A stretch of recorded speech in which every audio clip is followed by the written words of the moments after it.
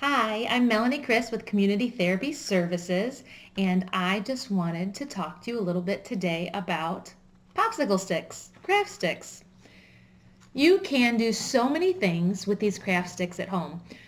You might have some colored craft sticks already, or if you just save those popsicle sticks from the many popsicles I'm sure you enjoy at home, and you can color them and do lots of different things with them.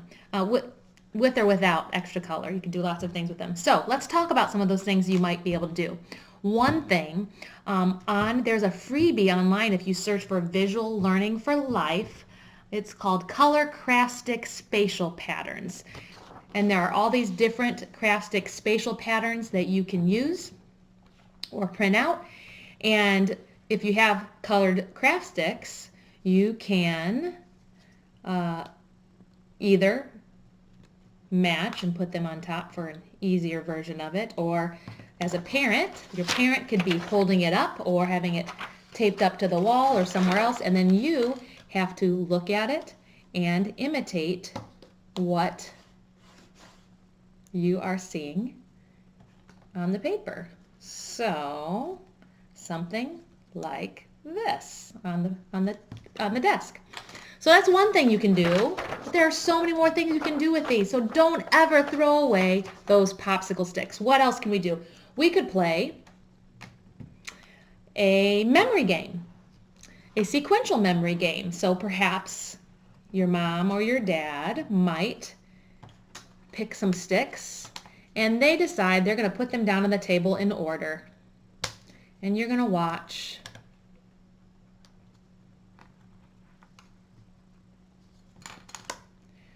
Okay, so you watched what they did. They give you a few seconds to look at it. Then they pick it up. And then you have your sticks and you see if you can do the same pattern correctly. So you could have fun and take turns, and then you could see if your parent remembers how to do those things. So fun with memory games is another thing you can do. Something else that some kids like to do is take the popsicle sticks and draw fun characters on the end and then write a story about the characters that they created. Another thing that you can do with these popsicle sticks is use them as a finger spacer. So when you are writing on your piece of paper, if keeping those spaces between words is something that's a little bit hard for you, keep this under your helper hand that holds the paper.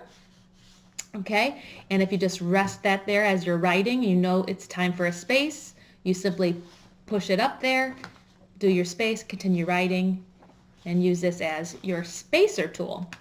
Now, if you use it as a finger spacer, maybe make it a little bit more fun instead of just using the stick. Maybe you could make something at the end, draw or add some things to it to make it a Martian.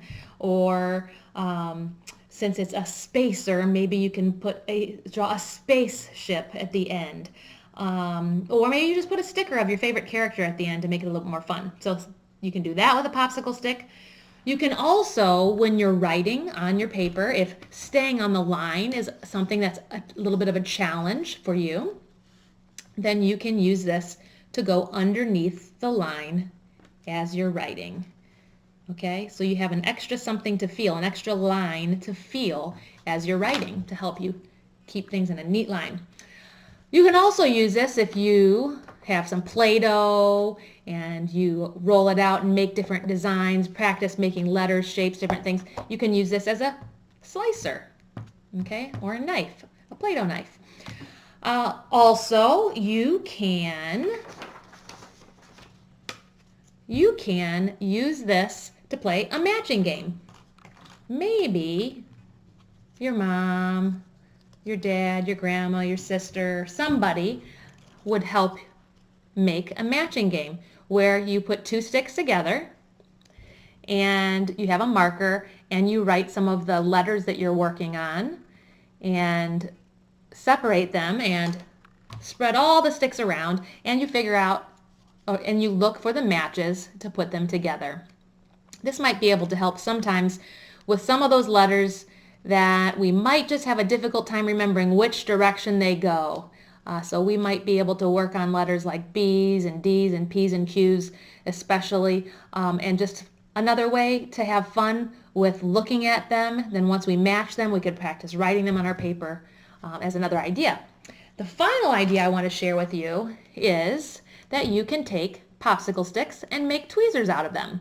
How do you do that? Well, let me take this apart and show you. If you just take 2 popsicle sticks and something small, a little pom-pom ball or a pom-pom would be great.